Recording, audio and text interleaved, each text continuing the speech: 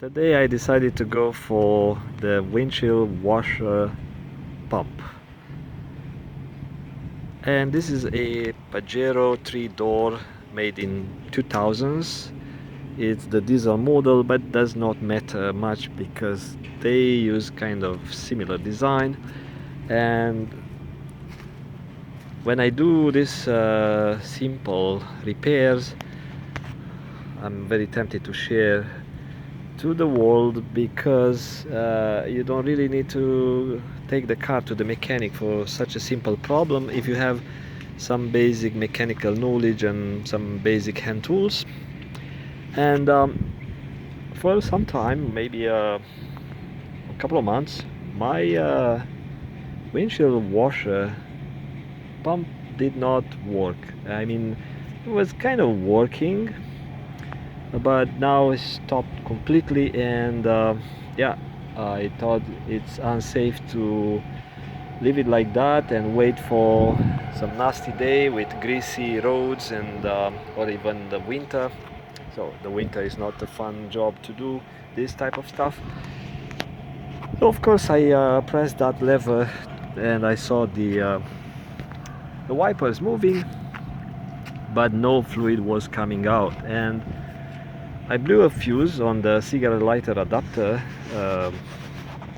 Yeah, I blew a fuse. This is my experimental friend car, so I do some sort of modifications for my own fun.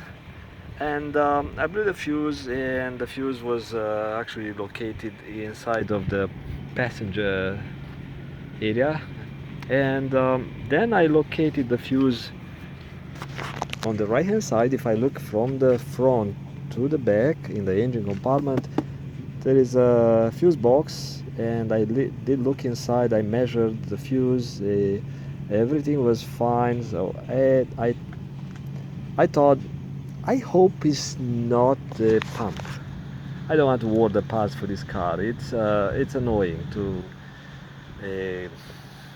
order the parts from Japan or from some Arab country or from Europe. In Europe you will find likely aftermarket junk, and I decided not to go with junk, even it's like a quarter of the price of the Mitsubishi original. And I was hoping for a bad connector, but how to reach this thing since the pump is somewhere far down. So you follow this tube and you think, where the heck it goes? It goes under the headlight, maybe somewhere like that. So of course I read online, people like me want to share to the world their findings. I have the manual on this car, but since someone gives me the shortcut, why bother to read the manual? So they say, and I'm just doing what people suggest, to remove the right hand side wheel. And since I removed the wheel,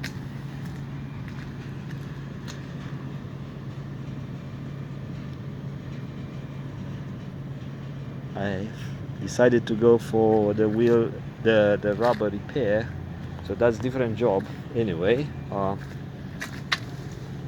And after you remove the wheel, you don't really need, if you turn the wheel to the right, you may be able to squeeze your hand inside. So it's not really a must, but makes your job easier. So I had to take it out. I showed you why, about that little nail that was a bit annoying for the last few months. Yes, I kept losing air. And so I followed the advice of those gentlemen, and of course I had to use some WD-40 to get rid of the debris that gets stuck into this little plastic clips. This should be replaced in this case, but there are some that I can reuse. But you know what, I'd rather go for a little box, a kit that comes with maybe 4 or 5 and get everything new. So I use WD-40 that greases up the dirt and make it easy for you to remove. And in order to remove those, you need to pop their head out, right? So you use a small or some flat screwdriver and pop those heads out. And you need to be careful if you want to avoid replacing those. And then you may have some bolts here, and of course in my case the bolts broke because the rust. Anyway, so I pulled this one out. I didn't have to pull the whole thing. I mean, it can make your job easier. And when I look at the pump itself,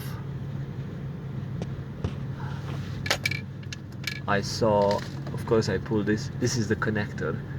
If you want to remove it, you use this tab. You pull the tab.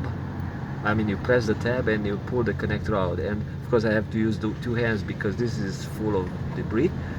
But look at the pump itself. See, the corrosion here caused the crack because the rust caused that one to expand.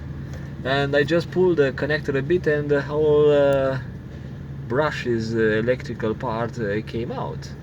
Right now, you want to replace this thing.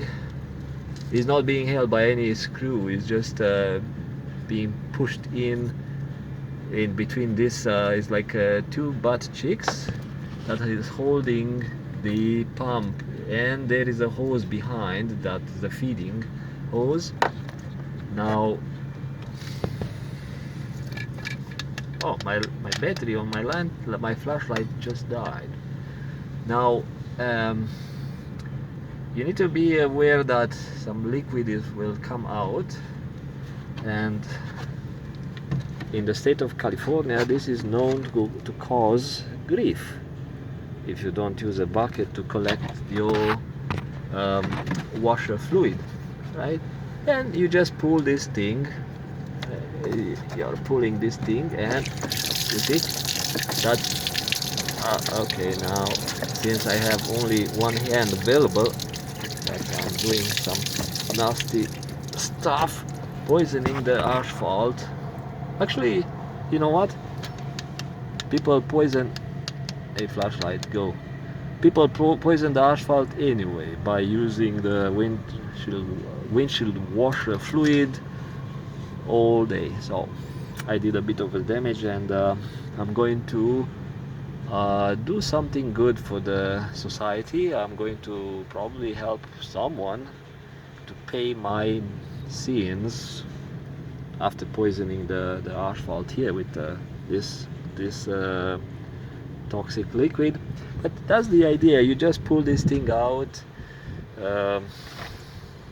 collect the liquid into a bucket, not like that. I'm going to use a funnel, and then connect the new pump. So you should have a new pump ready. When you take the old one, you just pop the new one in, put a connector on the top, and put everything back together the way you took it out. Now it's my job to clean up the mess and take care of that wheel, the tire. Okay, talk to you later. Bye bye.